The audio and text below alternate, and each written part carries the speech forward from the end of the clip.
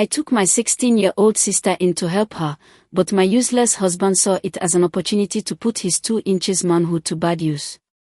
From the very moment I let my sister into my home, I had no idea I was opening the door to betrayal from the person I could have least expected it from. My name is Clara. I'm a mother of 2 boys, and I've been married to my husband, David, for 8 years. We weren't perfect, but we were solid. Or so I thought. Our marriage had everything you would assume any good marriage needed: good communication, healthy children, reasonable bank account and excellent intimacy, or so I thought. My younger sister, Cynthia, had just finished university and was waiting for her NYSC call-up letter. She was just 16 years old. I was over 10 years older than her. I guess my parents were still having too much fun in their older years. Our mother back in the village was struggling to take care of her. We all know how expensive things are now, and since I was doing relatively okay in Lagos, I offered to have her stay with us for a while. Let her come, I told David, my husband. She'll help around the house, keep me company when you're away. He didn't object, he didn't even seem to care much about it, very nonchalant. Looking back now, maybe I should have noticed the signs. But when you love and trust people, your eyes tend to skip over the things they do wrong. You don't even bother looking for the signs because you would never have imagined such things happening, not even in a million years. At first, things were great. Cynthia was helpful, cheerful, and blended into our home like she'd always been part of it. Me and Cynthia had always been different in that aspect. She was very extroverted and easily got along with people, while me, I was very shy and found it very hard to socialize. The boys Andrew and Austin adored her. She played all the time. I worked as a teacher in a nearby school, so it was nice to have someone who could pick them up from the bus stop when I had meetings.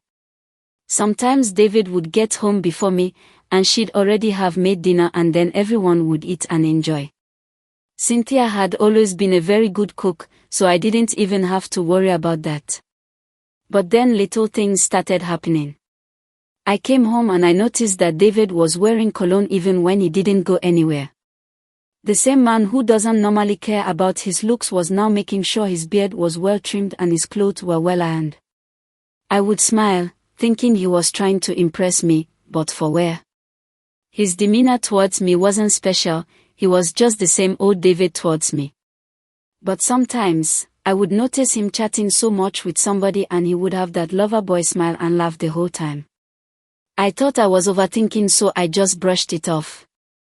I also noticed that some of my special underwear, you know those extra special ones my husband used to buy for me when we were newly married, would go missing from the laundry basket.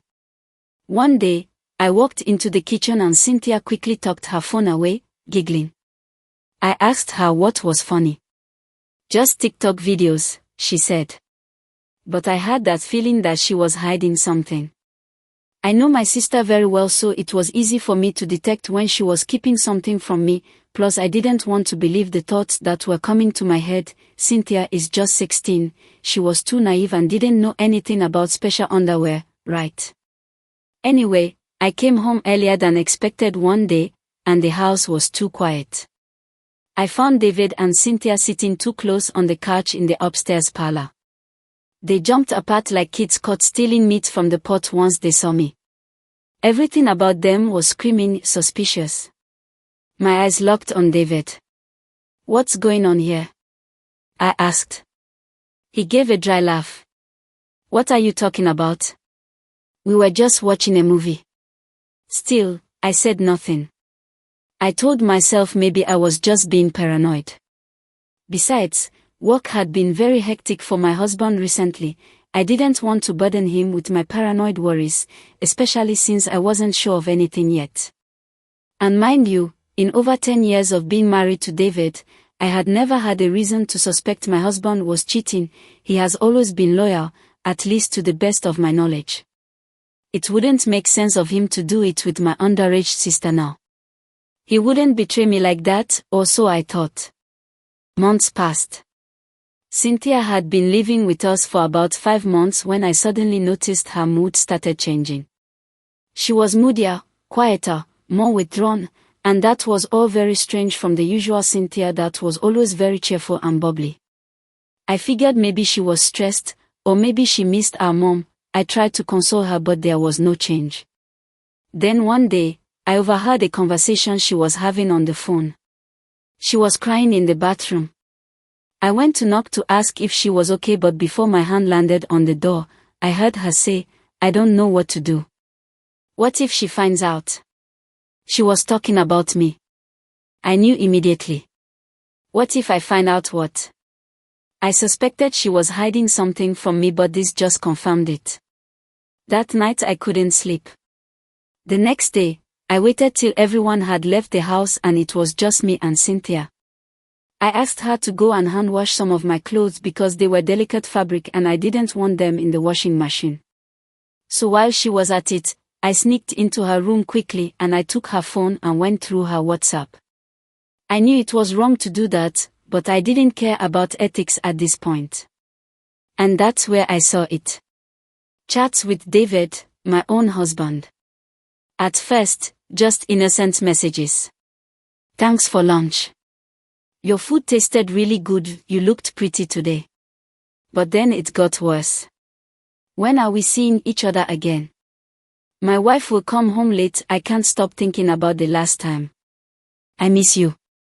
I am wearing that new perfume you said you like. I will buy the new phone you said you wanted. Has your period finished? Don't feel guilty, my wife will never find out. You mean your period has still not come? Did you take a test yet?" The test. I opened my mouth, but no sound came out. I couldn't process what I was reading. I couldn't see clearly. My husband. David. With my underage sister. When I got myself, I quickly took screenshots of the chat, sent them to my phone and deleted them from her phone. I felt so confused I didn't know whether to approach Cynthia now, so I stalled and left it throughout the entire day. When he got home that evening, I knew I was going to confront him. I didn't wait. I printed the chats. Sat in our bedroom. Watched my husband come in like nothing happened. David acted like a man with no guilt. I stared at him, wondering and questioning how I could have let this man fool me for all these years. How could I have missed the signs to seeing the kind of person David is? Was this even the first time he was doing this? Has he been cheating all through our marriage? It felt like I didn't even know the person I've been sharing a bed with anymore.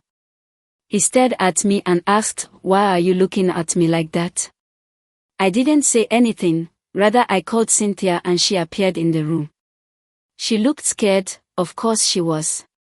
She was just a child. I dropped the printout on the table. Nobody said a word.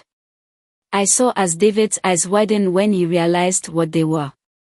He had been caught red-handed. I asked Cynthia, "Are you pregnant?" She looked at me anxious for some time, then she started crying. I turned to my husband. "You got my sister pregnant." He didn't deny it. He just looked away arrogantly. "Let me repeat that, did you get my underage sister pregnant?" I yelled, getting angry. He kept quiet, he looked away, he didn't deny it. Instead, he mumbled something about it being a mistake and how it only happened a few times. I laughed, like actually laughed. So it happened multiple times. Under my roof. In our matrimonial bed. Cynthia cried and begged me not to tell our mother. She said she was very sorry and she didn't know what to do when my husband came on to her. He deceived and manipulated her. Days later, David begged me and asked if we could work things out. Work things out. I couldn't believe the madness I was hearing. The next few weeks were a blur. I left the house with the kids and went to stay with my friend, Ada. I told my mom. Of course, she wept and begged me not to let the family fall apart, typical African mother. "She's your sister," she said. "Forgive her. But how do you forgive a sister who looked you in the face every morning while growing a child for your husband? She might have been underage, but a 16-year-old knows exactly what having intercourse with her sister's husband is. Why didn't she tell me the first time he made the advances? Instead, she let it happen multiple times. David claimed he'd take responsibility for the child, but he wouldn't leave me. He wanted to co-parent with my sister while staying married to me. As in, have family Christmases with his two baby mamas who also happened to be sisters. I told him he was sick. I filed for divorce. It was messy. I had to get a lawyer. He tried to fight me over custody of the boys. Claimed I was emotionally unstable. Of course I won the case, and I kept my children. Cynthia moved out. She stayed with a friend of hers for a while. I couldn't bear to be with her through the pregnancy. And yes, she gave birth to a baby girl. My niece and my son's half-sister at the same time. I've never seen the child. Sometimes I wonder if I was too harsh. If I should have fought for my marriage or tried to forgive. But then I remember how they both lied to my face, ate my food, slept under my roof, and still betrayed me. I had to accept that if I didn't choose happiness for myself, I could never expect it from others. No. I don't regret walking away. Betrayal doesn't always come from strangers. Sometimes it comes from the people you would literally take a bullet for. People you've laughed with, grown up with, married. And sometimes, walking away isn't a weakness. It's the strongest thing you can do. Today, I'm raising my boys on my own. We are doing well. It's not easy, but I sleep better at night. My story may be painful, but I own it now. I tell it not to cry over the past, but to warn others. Always trust your gut.